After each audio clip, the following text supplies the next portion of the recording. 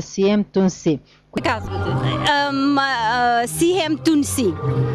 Кажете ми сега, за кой път идвате на този хубав събор? Сега 3 пъти. Защото аз пеем с наши груп за 3 години сега. От март или февруари 2006. И какво ви харесва най-много в този събор? Традиция. Традиция, защото не много държави така хареса тяхен традиция. Тук традиция много първи нещо от хора говори традиция и обичай. Аз много хареса това.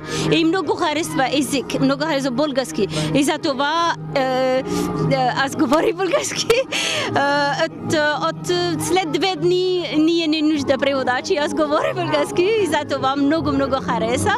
И наши груп, ние винаги има нещо, обичай или събрани за всички празник. Пеем за всички празник в наши село Войника, ние има щалище там и винаги има нещо там. И сега ще има друг 24 май, 23 май ще има в наше щалище нещо и ще пее за наши хора. Имате ли любима народна песен? Да. Коя е тя? Седнала е Мара, Маролио Марудо, почулта... Не.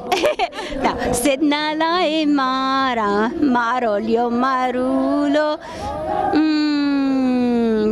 Браво! А танците, кой от танците харесвате най-много? Хорото, играете ли го ръченицата? Двете много хареса, да. Имаме ресторант в Тамарино и ние винаги отива там и играе. Аз винаги играя там. Браво. Много хубаво музика. Много хубаво. Българи музика много хубава. Аз много харесвам. Вълшебна. Да. Да. Която избра България за своя втора родина, а във Войника е нейният дом.